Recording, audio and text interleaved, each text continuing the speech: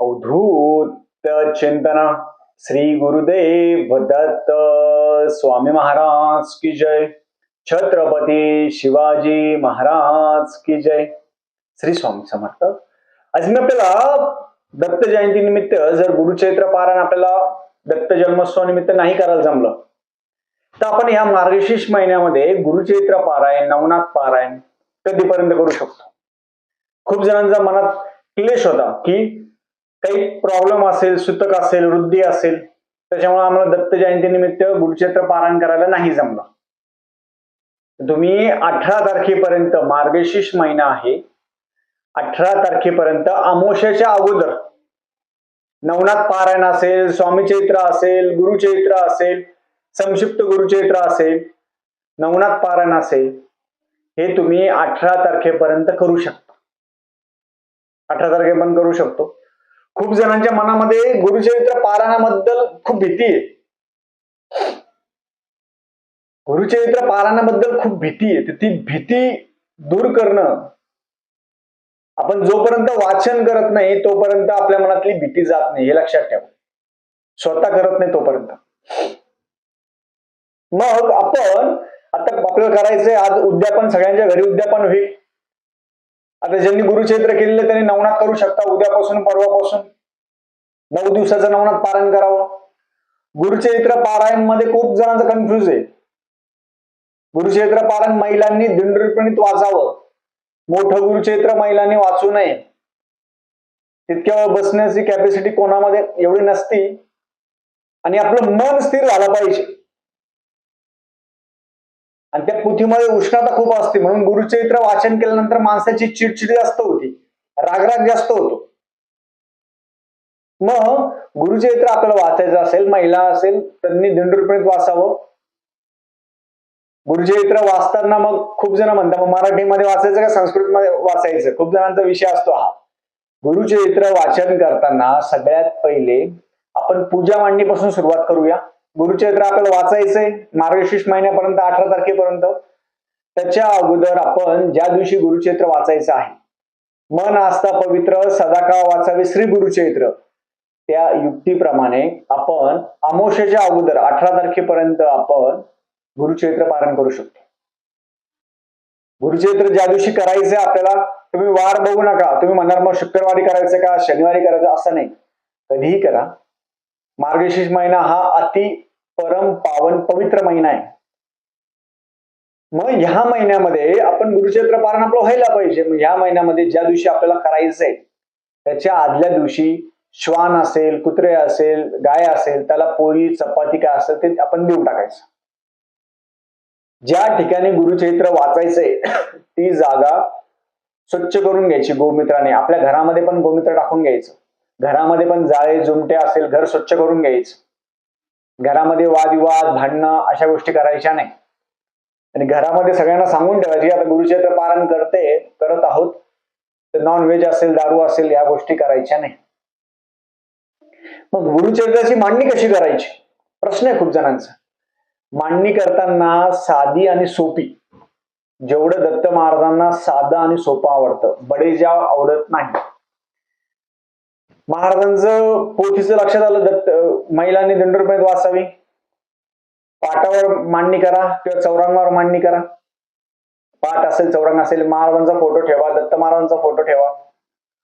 Photo नसेल छोटा photo ठेवू शकता. पोथी ठेवायची. महाराजांची मूर्ती असेल ती ठेवा, मूर्ती नसेल तर नुसती सुपारी ठेवा. कलश मांडायचा, कलशामध्ये पाणी भरून ठेवायचं, त्याच्यामध्ये एक सुपारी ठेवा, एक कॉईन ठेवा, कलशाला स्वस्तिक काढायचं, त्याच्या बाजूला एक नारळ ठेवायचं. धूप असेल, दीप असेल, एक तुपाचा दिवा, एक तेलाचा दिवा ठेवावा. आणि हे केल्यानंतर आपण गुरुचैत्र वाचायला सुरुवात करायची. गुरुचैत्र वाचायच्या अगोदर एक 2 पानाची विडे असेल तिथे पण पानाची विडे ठेवायची. पानाची विडे 2 असेल त्याच्यावर सुपारी ठेवा आणि ते पानाची विडे आपल्या देवघरामध्ये ठेवायची. आपल्या कुलदेवता, कुलदेवता आणि आपले आई वडील त्यांना विनंती करून असं म्हणायचं की आमचे जे गुरुचैत्र पारायण आहे ते 7 दिवसामध्ये निर्विघ्नपणे, सुतक असेल, वृद्धी असेल, ह्या गोष्टी न होता निर्विघ्नपणे गुरुचैत्र पारायण आमच्याकडून दत्त महाराजांनी करून घ्यावं असं म्हणायचं. कुलदेवतेला विनंती करायची, देवीला विनंती, खंडोबाला विनंती, आपल्या आई वडिलांना नमस्कार. ते केल्यानंतर जिथं आपण वाचतोय बसतोय तिथं बसावं. आपलं आसन पाहिजे. गुरुचरित्राची पोथी 7 दिवस हलवायची नाही. तुम्ही म्हणणार मग वाचन करतो पोथी उचलतो, असं चालत नाही. लक्षात ठेवा, असं नाही चालत. पोथी हलवायचीच नाही, ती पूजा हलवायची नाही, पोथी हलवायची नाही, जोपर्यंत उद्यापन होत नाही तोपर्यंत. मग ते केल्यानंतर रोज गुरुचरित्र वाचताना जे अध्याय आहे, पहिल्या दिवशी 1 ते 9 अध्याय, जे अध्याय दिलेले आहे पोथीमध्ये तेवढेच अध्याय वाचायचे. कमी पण वाचायचे नाही, जास्त पण नाही वाचायचे. गुरुचरित्र जेव्हा आपण वाचतो तर तुम्ही म्हणणार दादा मग दुपारी 12 वाजता 4 वाजेपर्यंत वाचलं चालेल का? नाही. गुरुचरित्र हे सकाळीच तुम्ही 3 वाजेनंतर वाचू शकता. 3 वाजेनंतर ब्रह्ममुहूर्त. सकाळी 3 वाजेनंतर गुरुचरित्र वाचायला सुरुवात करायची. वाचताना सगळ्यात पहिले भस्म लावायचं. मी कसं कपाळी भस्म लावलं तुम्हाला जवळून दाखवतो. कपाळी भस्म 3 बोटांनी.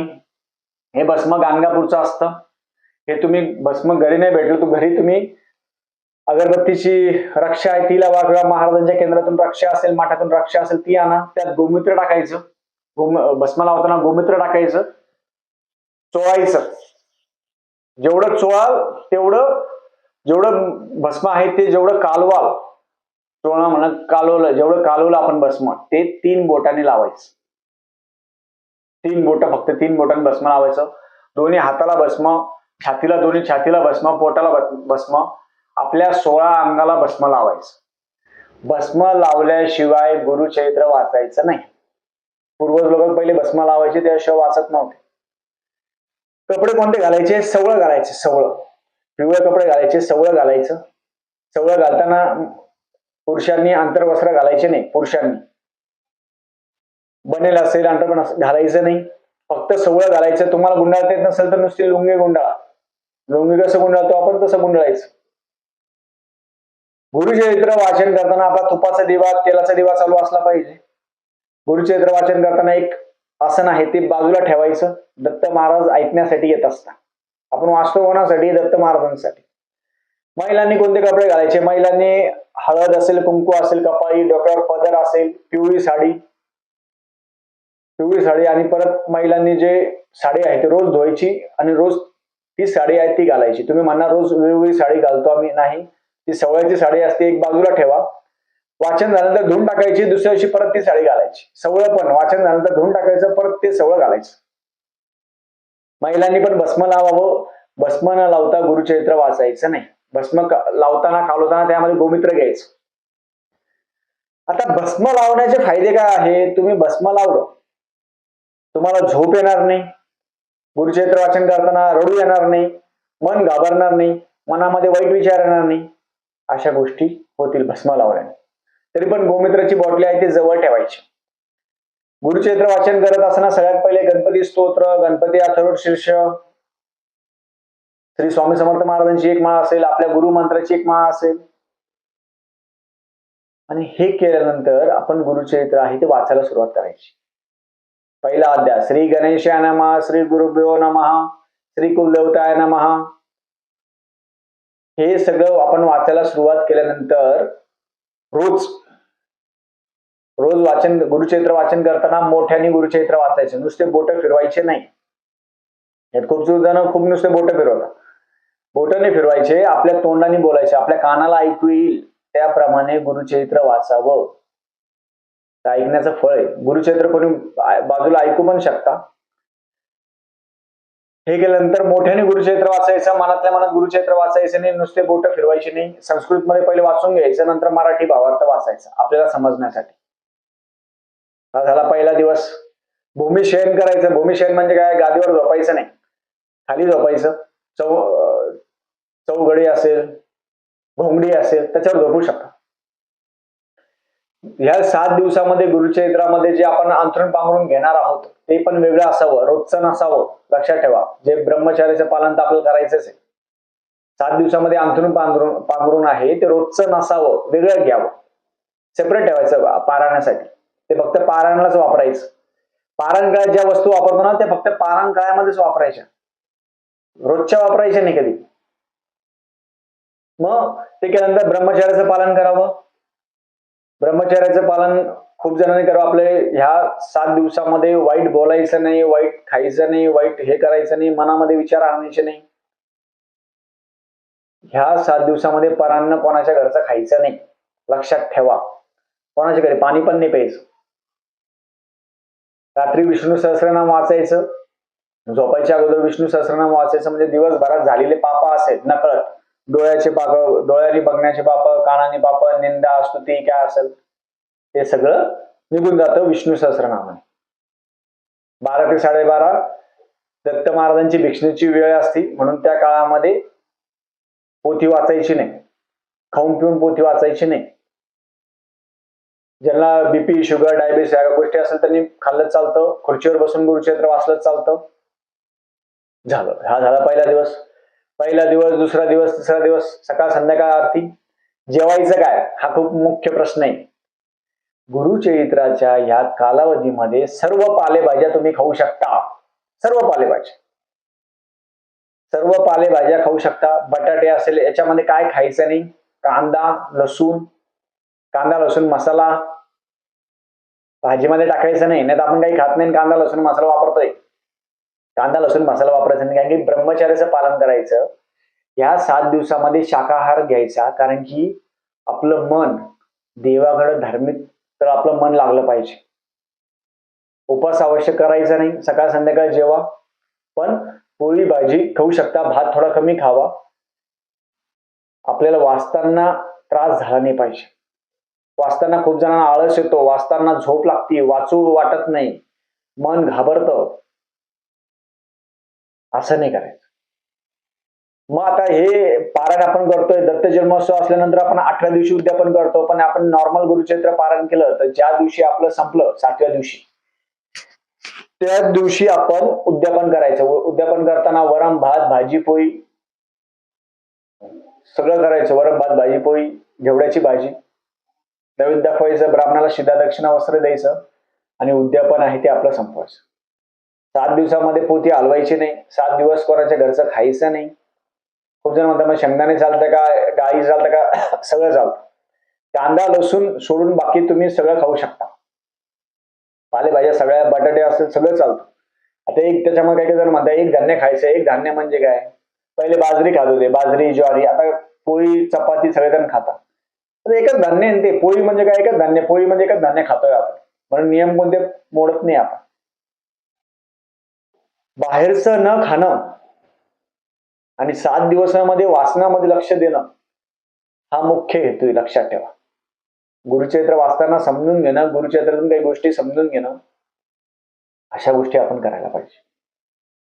अशा वेळी आपण केला, गुरुचरित्र वाचायच्या अगोदर संकल्प करायचा, हातामध्ये पाणी घ्या, गंधाक्षत फूल घ्या, तुमचं नाव घ्या, गोत्र घ्या. 7 दिवसीय गुरुचरित्र पारायण आम्ही करत असं म्हणायचं, तुमचं नाव गोत्र घेऊन. गोत्र माहित नसेल काश्यप गोत्र म्हणा, असं म्हणून आपलं पाणी आहे ते पाणी सोडून द्यायचं. मनापासून न भीता न घाबरता गुरुचरित्र पारायण करावं. त्याचं फळ खूप छान होत असतं. तुम्हाला दत्त जयंती निमित्त नाही जमलं तर 18 तारखेपर्यंत तुम्ही नवनाथ पारायणचं पण आहे. नवनाथ पारायणचं असंच आहे, नवनाथ पारायणाचं करताना 9 दिवसाचं नवनाथ पारायण करावं. नियम पण सगळे सारखे पाळावे. गुरुचरित्राचे नवनाथ पारायणचे नियम आहे. गुरुचरित्र आणि नवनाथ पोथी सोबत करू नये. गुरुश्रेष्ठ सोबत नाही करायचं, मागं पुढं करायचं. पहिले गुरुचरित्र वाचून घ्यायचं 7 दिवस, नंतर नवनाथ पारायण करायचं. नवनाथ पारायणामध्ये नंतर उद्यापनाच्या दिवशी 9 मुलं जीव घालायचे. खिचडी असेल, वडे असेल, नैवेद्य करावा.